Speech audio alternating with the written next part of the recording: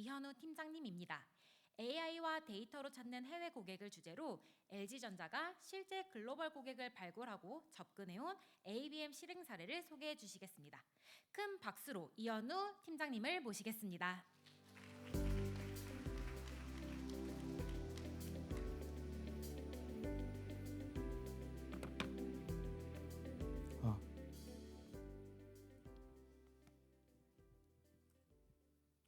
안녕하십니까. 방금 소개받은 이현우라고 합니다. 반갑습니다. 저는 오늘 제 이야기를 사진을 가지고 좀 시작을 해볼까 해요.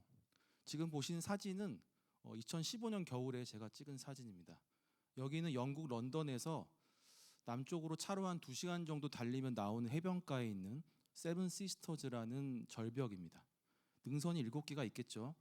여기 특징은 석회암으로 되어 있기 때문에 단면이 하얀색으로 매우 아름답습니다. 그래서 각종 영화나 CF 촬영지로 되게 유명한 곳이에요. 사진을 보시면 남자와 여자가 보입니다. 제가 질문 하나 드려볼게요. 이 둘이 커플로 보이시나요? 여러분들 보시기에 커플로 보이세요? 별로 커플 같지 않습니다. 왜냐하면 일단 사진 톤이 너무 차가워요. 실제로도 절벽 위였기 때문에 바람이 되게 많이 불고 추웠던 기억이 나고요. 구도도 뭔가 긴장되는 것 같기도 하고 약간 이별하는 모습 같기도 합니다. 그렇죠? 사진 한 장 더 보시겠습니다. 이건 2019년 겨울에 찍은 사진인데요. 여기는 뉴욕 맨하탄 서쪽에 있는 하이라인이라는 곳입니다. 그 화물열차가 다니던 고가 철도가 사용이 중지되면서 관광지로 바뀐 곳인데요. 올라가 보시면 이름처럼 그렇게 높지는 않습니다. 자, 여기도 보시면 남자와 여자가 보이죠? 똑같은 질문을 제가 한번 드려볼게요. 이 둘은 커플로 보이시나요? 그렇죠. 왜냐하면 자세히 보시면 남자가 등에 무거운 걸 쥐고 있는 것처럼 보임에도 불구하고 여자를 향해서 이렇게 몸을 기울이고 있죠. 이게 뭐 하는 짓이죠? 눈높이를 맞춰주는 겁니다. 전형적인 커플 행동이죠. 저는 이분들이 커플인 것처럼 보입니다. 자, 제가 사진을 2장을 보여드렸어요. 한 장은 런던 교외에서, 다른 한 장은 뉴욕 맨하탄에서. 둘 다 겨울에 찍었고 둘 다 남자와 여자가 나옵니다. 그런데 말입니다. 이 둘이 실제 커플인지는 아무 상관이 없습니다. 그건 중요한 게 아니죠. 대신 이 사진의 구도를 어떻게 잡았느냐에 따라, 혹은 어떤 톤앤 매너로 딜리버리 하느냐에 따라, 혹은 각 사진에 어떠한 스토리텔링을 입혔느냐에 따라서 이 둘은 그대로 스쳐 지나가면서 헤어지는 남녀처럼 보일 수도 있고요. 이렇게 사랑스러운 커플처럼 보일 수도 있는 겁니다. 재밌지 않나요? 전 이게 바로 마케팅의 역할이고 마케팅의 힘이라고 말씀을 드리고 싶습니다. 안녕하십니까. 다시 한번 인사드리겠습니다. 저는 LG전자에서 B2B 마케팅 전략 팀장을 맡고 있는 이현우라고 합니다. 반갑습니다. 저희 회사는 되게 다양한 제품을 만들어서 판매를 하고 있고요. 저는 그 중에서도 이 커머셜 디스플레이 제품들을 판매하는 사업부에서 근무를 하고 있습니다. 여기는 사이니지나 호텔 TV, LED 이런 제품들을 만들고 있어요. 특히 호텔 TV 같은 경우 북미 시장에서 부동의 마켓쉐어 1위를 차지하고 있는 제품입니다. 저희 많은 해외 법인 중에서 약 50개 이상의 법인에서 저희 사업부 제품을 가지고 사업을 하고 있습니다. 그럼 저는 어느 시장을 바라봐야 할까요? 국내일까요? 해외일까요? 당연히 해외겠죠. 그럼 서울에 앉아있는 제가 해외 시장을 공략하는 가장 효과적인 방법은 무엇일까요? 바로 온라인과 디지털을 활용하는 것입니다. 여기까지 생각이 미치니까 제가 딱 떠오른 키워드가 바로 뭐였냐면 오늘의 주제인 ABM입니다. 어카운트 베이스드 마케팅. 이게 뭐냐면 쉽게 말하면 타겟을 정해서 맞춤형으로 마케팅과 영업 활동을 하는 겁니다. 근데 이걸 어떻게 한다? 지속적으로 하는 겁니다. 한 번, 두 번, 세 번이 아니라 계속 하시는 거예요. 언제까지? 영업 상담이 요청될 때까지. 근데 이 설명 어디서 많이 들어보시지 않나요? 타겟이 정해져 있고 맞춤형, 지속적. 맞습니다. 바로 저희가 속해 있는 그 B2B 시장의 특성과 놀랍도록 똑같이 닮아 있죠. Win or nothing, 승자 독식의 냉혹한 시장, 2등은 기억해주지 않는 더러운 세상. 그래서 우리는 고객 마음속에 1등이 되기 위해서 고객이 원하는 것을 다 들어드립니다. 가격이 비싸다고 하면은 가격을 깎아드리죠. 스페셜 프라이스. 데모 좀 보내봐 라고 하시면 저희가 데모 샘플을 공짜로 보내드립니다. 그래서 저는 이 ABM이야말로 이 B2B 시장에 가장 맞는 방법론이라고 생각을 하고요. 이것 직접 사내에서 기획을 해서 실행해 보기로 합니다. 자, 본격적인 LG전자의 ABM 사례를 말씀드리기 전에 먼저 ABM의 주요 키워드 3가지를 짚고 넘어가도록 하겠습니다. 첫 번째가 뭐죠? 후죠. 이 ABM은 누구를 대상으로 할 것인가에 대한 타겟이 명확하게 규정이 되어 있어 하고요. 여기서 가장 중요한 단어는 무엇이냐면 데이터에 기반한 세그멘테이션입니다. 여러분들 세그멘테이션 반드시 데이터 분석을 가지고 하셔야 됩니다. 그 다음 뭐죠? 왓이죠. 이 사람들한테 어떤 거를 전달해 줄 거야? 라는 질문입니다. 자, 맨 왼쪽에 보시면 제가 세그를 몇 개로 나눴죠? 4개로 나눴죠. 그럼 저는 최소한 몇 종류 이상의 컨텐츠가 필요할까요? 4종류 이상입니다. 왜냐하면 각 세그별로 고객의 니즈는 다 다르기 때문입니다. 시중에 나와 있는 컨텐츠 마케팅 툴들을 활용하시면 이러한 컨텐츠 베리에이션을 쉽고 빠르게 하실 수 있습니다. 예시를 들어볼까요? 보통 캠페인을 하시게 되면 랜딩 페이지를 어디로 쓰시죠? 회사의 오피셜 웹사이트를 정하시죠? 저는 그렇게 하지 않았습니다. 저는 고객사별로 랜딩 페이지를 따로 만들었어요. 거기다가 고객사의 로고를 받고 우리 영업 담당 그 캠의 얼굴과 연락처를 받고 그 고객사가 원하는 컨텐츠 위주로 구성을 했습니다. 이게 뭐죠? 커스터마이즈죠. 다른 사례를 들어볼까요? 보통 우리 이메일을 보내면 거기에 많은 콜투 액션 버튼들을 달죠. 영상 보러 가기, 다운로드 받기, 더 알아보기. 영상 보러 가기 누르면 어디로 가죠? 유튜브로 갑니다. 거기서 저희가 준비한 영상이 재생이 되죠. 근데 유튜브의 문제점이 뭐냐면 사용자 알고리즘에 맞는 추천 영상이 오른쪽에 떠 있다는 거예요. 저희 영상을 보려다가 오른쪽 보니까 젠장 카리나가 떴어요. 그럼 카리나 안 볼 거예요? 카리나 안 보실 수 있나요? 카리나 보러 가죠. 그럼 이 사람은 다시 EDM으로 돌아오지 않겠죠. 우리는 이것을 바운스라고 부릅니다.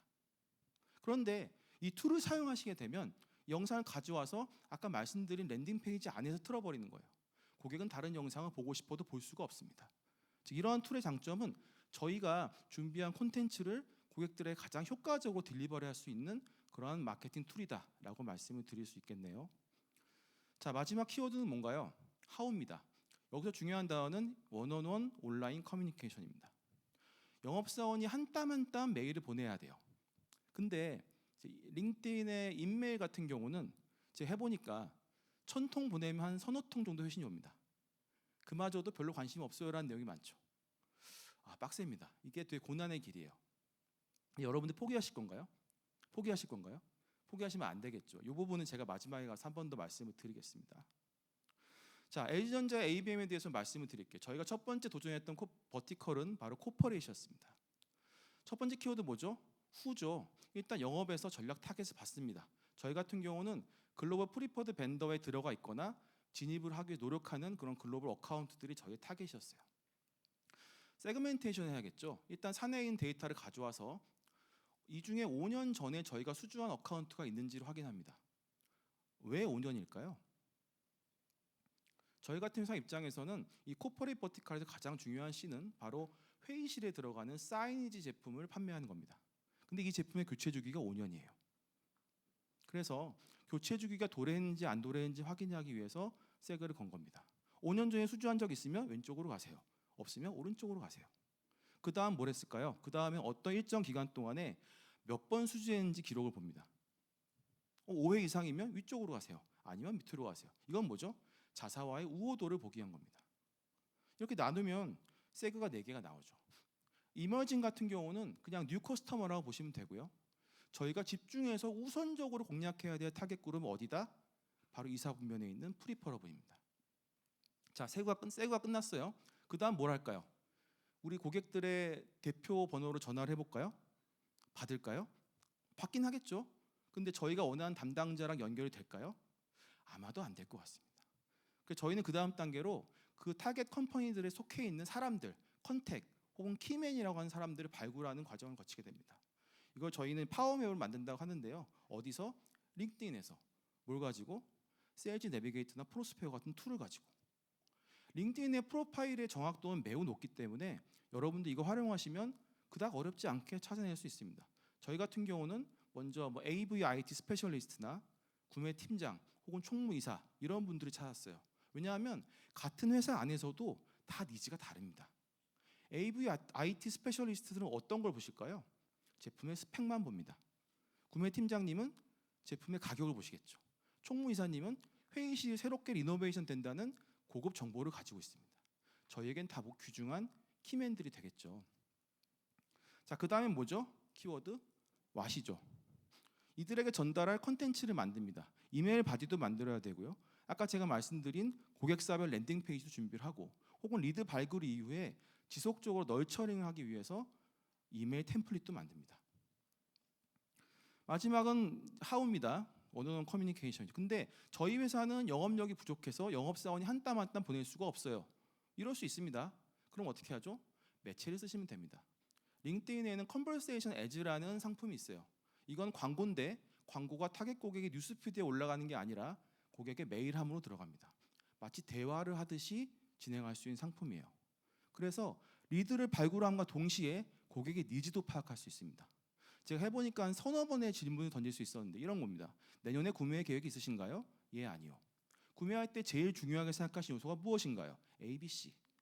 고객의 니즈를 파악할 수 있다는 장점이 있겠죠. 이메일을 좀 더 얘기해 볼까요? 제가 보안상 다 가져올 수는 없어가지고 좀 캡처를 해봤습니다. 첫 번째 보이는 이메일에는 어떤 단어가 보이나요? 데코레이트라는 단어가 보이죠. 이 단어 뜻 아시는 분 계시나요? 데코레이트. 없으실 것 같아요. 왜냐하면 신조어거든요. 신조어를 쓰는 장점은 뭐다? 있어 보인다는 겁니다. 데코레이트는 테크 플러스 데코레이트의 합성어고요. 그러니까 인테리어를 LED 같은 제품을 가지고 하는 걸 말합니다. 숨겨진 고객의 니즈를 발견할 수 있겠죠. 두 번째는 숫자를 전면에 배치하는 겁니다. 호기심을 자극하는 거예요. 39%는 뭐지? 28빌리언 달러는 뭐야? 39% 전문가들이 호환성이 제일 중요하다고 말했답니다. 이런 거죠. 예. 호환성을 계속 이어가 볼까요? 이 메일 위쪽에는 호환성에 문제가 되어 있는 사례들이 막 씁니다. 그 다음에 No worries, we can help. 우리 건 문제가 없어. 이렇게 얘기할 수 있고요. 마지막은 트렌드를 이용하는 겁니다. 미국 사람들의 40%가 미팅룸에 투자를 한대요. 근데 where exactly are they putting their money? 돈 어디다 쓰는 건데? Find out. 이러면 눌러보고 싶지 않을까요? 눌러보고 싶겠죠. 이게 바로 마케팅의 힘입니다. 그런데 이런 이메일들 몇 번을 보낼까요? 보통 7번에서 10번을 보내야 됩니다. 이걸 보내려면 이메일 템플릿이 필요한데 이거 언제 만들죠? 만들려면 시간이 걸리잖아요. 그럼 우리는 고민이 시작됩니다. 어떻게 하면 이런 콘텐츠들을 빠르게 만들 수 있을까? 정답은 이미 정해져 있죠. 정답은 미리 만들어 놓는다입니다. EDM을 미리 만들어 놓는 게 아니고요. EDM을 만들 수 있는 코어 콘텐츠를 미리 만들어 놓으시면 됩니다. 가져다가 편집해서 쓰는 건 빠르니까요. 저희 같은 경우는 마스터 프로포절이라고 하는 제안서를 마케팅에서 버티컬별로 한 종씩 만들어 놓고 있습니다. 제안서를 마케팅에서 만들어요? 왜요? 제안서 영업에서 만드는 거 아닌가요? 그렇죠. 근데 영업의 제안서는 제품의 USP부터 출발합니다. 근데 저희 제안서의 출발점은 거기가 아니에요. 저희는 고객이 속한 산업군의 트렌드로부터 시작을 합니다. 예를 들어 호텔이라고 치면은 요새 호텔 투숙객 중에 40% 이상은 다 MZ인 거 아세요? 아, 그래요? 근데 MZ들은 인스타그래머블이라고 그래서 자기들이 사진을 찍어서 올릴 만한 방이 아니면 투숙 안 한대요. 아, 그래요? 이런 식으로 트렌드를 막 풀다가 마지막에 밸류 풀업 넣는 거죠. 근데 저희 호텔 TV 중에 빙글빙글 돌아가는 거 있는 거 아세요? 사진 찍고 싶으시는 거? 아, 그래요? 이렇게 연결을 시키는 거죠. 밑에 보시면 사용 시에 대한 이미지들을 만든 사진들이 보이십니다. 이거를 버티컬별로 작게는 수십 장에서 많게는 100장까지 만듭니다. 어떻게? 생성형 AI를 활용해서. 이렇게 되면 고객 입장에서는 자신들도 미처 생각하지 못했던 공간에 대한 제안을 시각적으로 받을 수 있기 때문에 훨씬 설득력이 올라가는 거죠. 이런 이미지들 붙여서 영상으로 만들 수도 있습니다. 프로포절 비디오라는 건데요. 지금 시간 관계상 재생은 하지 않겠지만 저 제목 키워드를 밑에 있는 건 잘못 나온 거고요. 키워드를 유튜브에 검색하시면 저희 팀에서 만든 영상을 보실 수 있습니다. 레퍼런스로 참고하시면 좋을 것 같아요. 자, 그 다음엔 코퍼레이트 끝나고 도전한 버티컬은 호텔이 되겠습니다. 호텔의 ABM도 코퍼레이트 크게 다르지는 않아요. 다만 고객이 다르기 때문에 첫 파트, 그 후가 다르겠죠. 일단 영업에서 전략 타겟으로 가지고 있는 호텔 리스트를 받습니다. 호텔 같은 경우는 STR이라고 해서 외부 데이터를 구입하실 수도 있습니다. 자, 그 다음 색을 해야 되는데 저희는 이때 새로운 점을 좀 주목하기 시작했어요. 저희가 타겟팅하고 있는 오너 컴퍼니나 호텔들은 자신들의 고객의 리뷰에 되게 민감하다는 사실이었습니다. 서비스업의 특징이죠. 그래서 이 고객들의 리뷰를 한번 긁어보기를 합니다. 어디서? 온라인 트래블 에이전시, OTA 사이트, 호텔스.com 뭐 이런 거 있잖아요. 아고다.com 10개에서 긁어옵니다. 몇 년치를? 올해 거를 총체로. 없으면 작년 거, 없으면 재작년 거. 근데 그 중에서 뭐만? 객실 TV에 관한 것만. 양이 엄청나겠죠? 이거 하려면 도대체 얼마나 많은 사람이 필요할까요? 얼마나 많은 시간이 필요할까요? 저는 저희 팀에서 가장 똑똑한 친구 한 명을 어사인해서 3일 만에 끝냅니다. 어떻게? 챗GPT와 제미나이와 함께. 보시면 위에 프롬프트가 보이시죠? 좀 글씨가 잘못되긴 했는데 첫 번째 같은 경우는 뭐 객실 내 스트리밍 서비스를 이용해 보신 경험이 있는지 라든가, 두 번째는 CRM이 아니고 GR이라고 그래서 게스트룸 엔터테인먼트입니다. 관련된 컴플레인이 없는지, 이런 것도 긁어서 하게 되면 AI가 이쁘게 세그멘테이션까지 해줍니다. 세그1은 뭐였냐면 HDMI 케이블을 꼽아서 봐야 되는 되게 원시적인 환경이에요. 그러니까 고객은 케이블 들고 다니던가 프런트 가서 빌려오든가 이런 불편함이 있고, 또는 이 재생하는 동안 노트북의 배터리가 닳겠죠. 이게 다 뭘까요? 이게 바로 고객의 페인 포인트입니다. 맞습니다. 저는 호텔 버티컬 할 때는 고객의 페인 포인트를 가지고 색을 나눈 거예요. 케이스 3는 뭐냐면 최첨단입니다. 캐스팅이 돼요. 여기도 문제는 있습니다. 이 솔루션 자체가 네트워크 아이솔레이션 같은 기능이 없으면 옆방에서 튼 성인 영화가 내 방에서 나올 수도 있습니다. 실제 발생한 컴플레인이에요. 혹은 크리덴셜 클리어링 같은 기능이 없으면 나는 체크아웃하고 집에 왔는데 누가 자꾸 내 로그인된 넷플릭스 뭘 봐. 이런 이슈가 발생합니다. 그렇죠? 이런 것들을 어디에 써먹을까요? 뒤에 가서 왓을 만들 때 커스터마이즈드 메시지를 만들 때 쓰는 겁니다. 당신의 호텔에 이러한 컴플레인이 등록되어 있다는 거 아시나요? 그 호텔 오너 입장에서 안 눌러볼 수가 없겠죠. 눌러보게 만드는 게 뭐다? 마케팅 힘이다 라고 말씀을 드리겠습니다. 인사이트를 좀 말씀을 드려볼게요. 첫 번째는 사내에 있는 매출 데이터를 가지고 우선순위를 정하는 것도 물론 중요합니다만, 저는 외부 데이터를 활용해서 색을 해보시는 것이 되게 중요하다는 말씀을 꼭 드리고 싶습니다. 요새 시장에는 AI 기반의 좋은 GTM 툴들이 엄청 많이 나와 있어요. 이런 툴들을 활용하시게 되면 우리가 원하는 타겟 컴퍼니의 거의 모든 정보를 다 긁어오실 수 있습니다. 예를 들어서 내가 알고 싶은 회사 이름과 홈페이지 URL을 갖다 붙이게 되면, 사람으로 치면 데모그래픽 정보라고 하죠. 회사에는 퍼모그래픽 데이터라는 게 있습니다. 이게 뭐냐면 회사의 위치가 어디야? 매출액이 얼마야? 종업원이 몇 명이야? 다 나옵니다. 그렇죠? 기본 정보. 그 다음 뭘 조사할까요? 디맨드 시그널, 인텐트 시그널을 조사합니다. 우리 제품에 대한 수요가 있는지 없는지 확인하는 거죠. 이거 어떻게 할까요?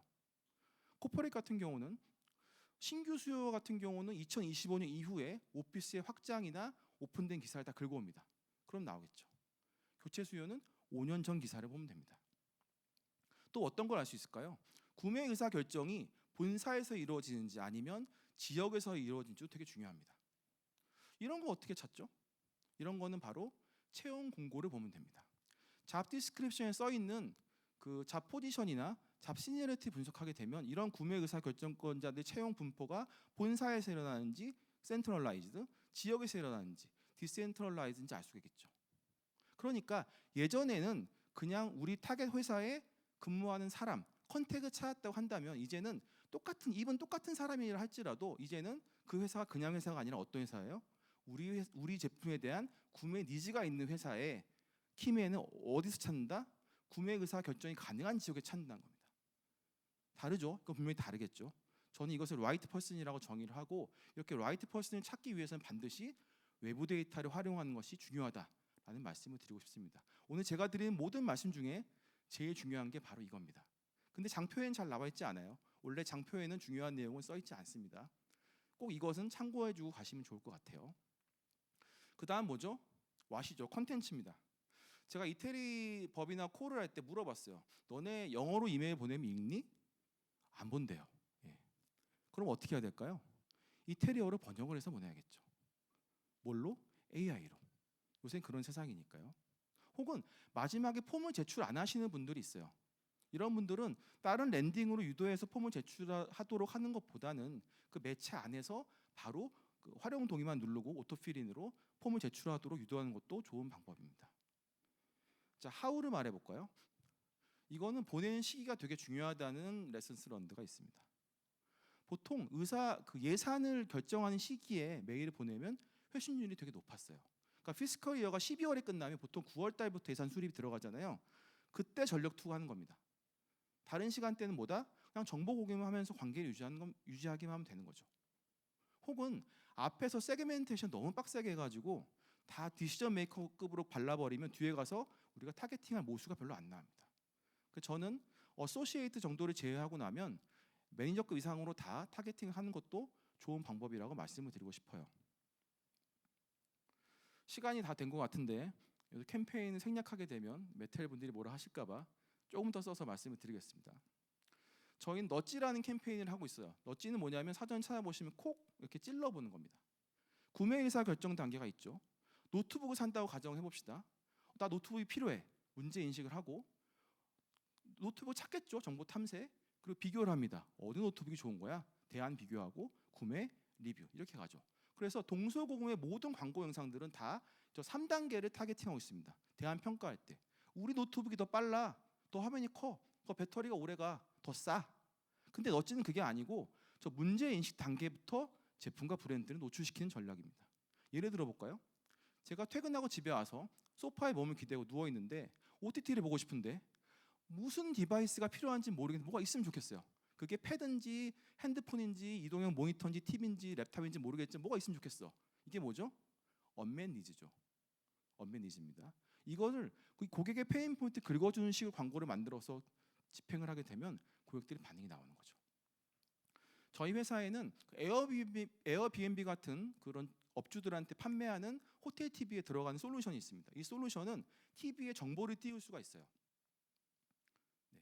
그래서 그거 가지고 저희 넛지 광고를 만들었는데 이건 짧은 거라서 잠깐 보고 넘어가겠습니다. 영상 재생을 좀 해주실까요? 누르면 되나요? Just one more episode, please. No can do. Checkout's 11 tomorrow morning. Oh no, 3 hours at the airport. Mom, look at that. All right, one more episode it is.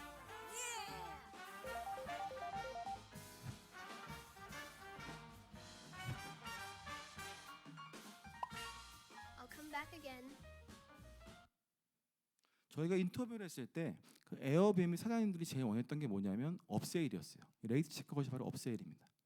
그래서 이런 광고를 만들어서 매체를 수배해서 애드버토리라는 걸 띄웁니다. 이건 뭐냐면 스폰서드 아티클이에요. 그러니까 뭐냐면 기사인 줄 알고 읽어보다 보니까 광고더라 뭐 이런 겁니다.